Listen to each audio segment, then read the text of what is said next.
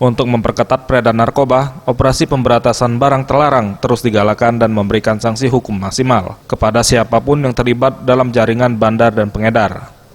Hal tersebut diungkapkan oleh Direktur Serse Narkoba Polda Sumsel, Kombes Pol Heri Istuharyono.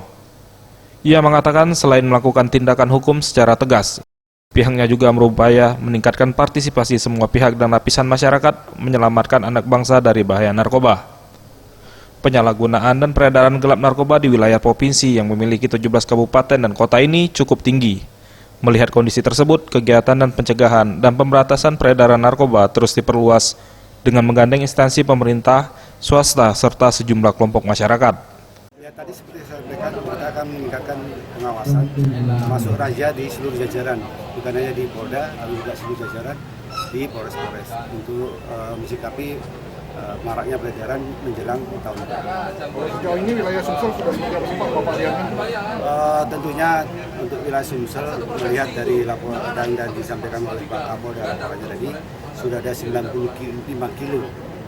Sumsel ini menunjukkan bahwa ada peningkatan yang luar biasa. Tim Liputan Sriwijaya TV.